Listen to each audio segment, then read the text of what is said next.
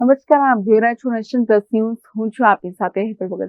સાબરકાંઠાના હિંમતનગરમાં અંગ્રેજી દારૂનો નાશ કરવામાં આવ્યો છે, જેમાં છેલ્લા 3 માસમાં પકડાયેલા ₹1,27,00,000 કરતા વધુનો દારૂનો જથ્થો નાશ કરાયો છે. સાબરકાંઠા જિલ્લાના હિંમતનગરમાં અંગ્રેજી દારૂનો નાશ કરવામાં આવ્યો છે, જેમાં છેલ્લા 3 માસમાં પકડાયેલા ₹1,27,00,000 કરતા વધુનો દારૂનો જથ્થોનો નાશ કરાયો છે, જે પૈકી 34,836 કરતા વધુ દારૂની બોટલોનો નાશ કરાયો છે.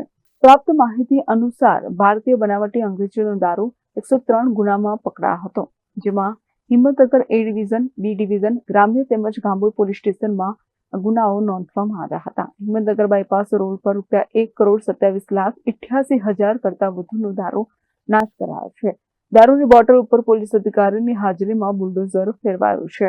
જિલ્લાના હિંમતનગર તાલુકાના 4 police station, Himmatnagar A division, Himmatnagar B division police station, Himmatnagar ગ્રામ્ય તથા ગાંભોઈ પોલીસ સ્ટેશનમાં છેલ્લા 3 થી 4 મહિનામાં પકડાયેલ વિદેશી દારૂ જે 103 ગુનાનો 34,836 બોટલો છે અને એની કિંમત થાય છે ₹1,27,88,413, જેનો આજરોજ હિંમતનગર બાયપાસ પાસે કોર્ટના હુકમ આધારે નાશ કરવામાં આવેલ છે.